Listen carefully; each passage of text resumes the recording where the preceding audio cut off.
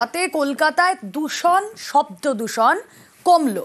গতকাল রাতে শহরে তুলনামূলক কম শব্দবাজি। কালীপুজোর রাতে যে পরিমাণে শব্দ দানবের তাণ্ডব দেখেছিল প্রত্যক্ষ করেছিল শহরবাসী, সেই তুলনায় দিওয়ালির রাতে সেই শব্দ দূষণ কম। শব্দ দূষণে কলকাতাকে এখানে টেক্কা দিয়ে দিয়েছে জেলা। মেমারি নবগ্রামে সব থেকে বেশি সাউন্ড পলিউশন। মেমারি নবগ্রামে শব্দ দূষণ 100 ডেসিবেল পার করে গেল। বালিগঞ্জ, সল্টলেক, যাদবপুরে দূষণ 90 ডেসিবেল। সরাসরি চলে যাব, সোমরাজ বন্দ্যোপাধ্যায় প্রতিনিধি রয়েছেন আমাদের সঙ্গে। সোমরাজ, কালীপুজোর রাতের যেই ছবি আমরা দেখেছিলাম, প্রত্যেকেই কমপ্লেন করছিলেন, আমরা গতকাল দিনভর সে খবর করি। দিওয়ালির রাতে কালীপুজোর তুলনায় কম শব্দদানবের তাণ্ডব দেখলাম আমরা।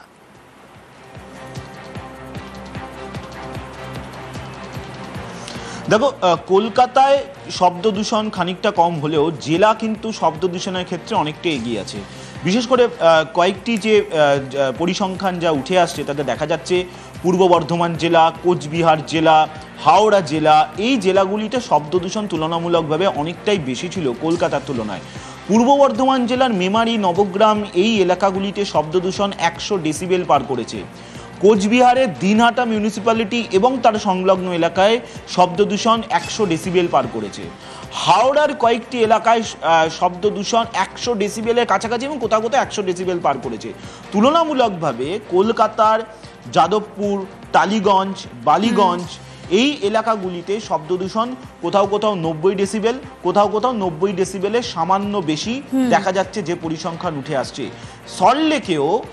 সল্টলেক বা নিউ টাউনেও শব্দ দূষণ কিন্তু 90 ডেসিবেল, কোথাও কোথাও 80 থেকে 90 ডেসিবেলের মধ্যে। কিন্তু যারা পরিবেশ দপ্তরের যারা বিশেষজ্ঞরা তারা যেটা বলছেন যে শব্দ দূষণ যখনই 80 ডেসিবেলের বেশি হয়ে যায় রাতে, সেটাই কিন্তু ক্ষতিকারক হয়। আর সেখানেই দেখা যাচ্ছে যে কলকাতায় শব্দ দূষণের তুলনায় জেলাতে শব্দ দূষণের পরিমাণ অত্যাধিক। অন্তত যে পরিসংখ্যান এখনো পর্যন্ত উঠে আসছে, আরও কয়েকটি জেলার পরিসংখ্যান উঠে আসছে যেখানে দেখা যাচ্ছে উত্তর 24 পরগনার কয়েকটি পকেটে, দক্ষিণ 24 পরগনার কয়েকটি পকেটে, সেখানেও শব্দ দূষণের মাত্রা 90 ডেসিবেল পেরিয়েছে, কোথাও কোথাও 100 ডেসিবেল ছুঁই। অন্তত এমনটাই পরিসংখ্যান উঠে আসছে। বেশ, শতরূপা সান্যাল, পরিচালক শতরূপা সান্যাল, আমরা দেখেছিলাম যে কালীপুজোর রাতে যে পরিমাণ শব্দ দূষণ হয়েছিল, যে পরিমাণ বাজি ফেটেছিল, তা নিয়ে তিনি সরব হয়েছিলেন। তার কথাতেও একই বিষয় স্পষ্ট, কালীপুজোর তুলনায় দিওয়ালির রাতে শব্দ দূষণ অনেক কম। কালকে রাতে সত্যি মানে ওই ইন্টেন্সিটিটা অনেক কম ছিল। সন্ধ্যের পর থেকে হঠাৎ দুমদাম ফাটতে শুরু করেছিল। আমি তখন ভাবলাম যে আবার শুরু হলো বোধহয়, কিন্তু কালকে কিন্তু সত্যি গোটা ব্যাপারটাই সংযত ছিল, ফেটেছে। কিন্তু এর কারণটা অবশ্য সত্যি আমি জিজ্ঞেস করলে আমি জানি না। এটা মানুষের সচেতন